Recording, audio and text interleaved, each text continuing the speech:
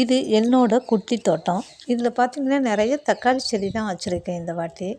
அப்புறம் அது வந்து பருப்புக்கீரை. அது போக பார்த்திங்கன்னா பாகற்காய், புடலங்காய், அந்த பீர்க்கங்காய் இது வந்து இப்போ தான் கொடி வந்துட்டுருக்கு. தக்காளி இப்போ தான் ஃபஸ்ட்டு இப்போ தான் ஒரு 3 காய் வந்து காய்ச்சிருக்காக.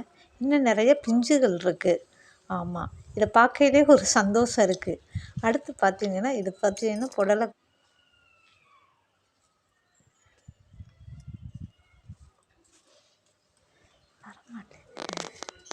குடமிளகா வச்சுருக்கேன். அது பார்த்தா இப்போ காய்க்க ஆரம்பிச்சிருக்கு. நிறைய இருந்தது, பாதி பூச்சி விழுந்துருச்சு. பூச்சி விழுந்துட்டு அடுத்து பார்த்தா இப்போ இது பண்ணிவிட்டு இப்போ திரும்ப ஏதோ காய் வச்சுருக்கு. இதோ நிறைய ஒரு 7, 8 காய் இப்போ வந்து காய்ச்சிருக்கு. இதை பார்க்கையிலே மனசு சந்தோஷமாக இருக்குது. இதே மாதிரி நம்மளால் முடிந்த அளவு இருக்க இட வசதிக்கு தகுந்தாற் போல் நாம் சின்ன சின்ன தோட்டங்களை நாமே இயற்கையான உரங்கள் என்னென்னா காய்கறி வேஸ்டேஜ் அது மாதிரி தான் நான் இப்போ கொடுத்துட்ருக்கேன்.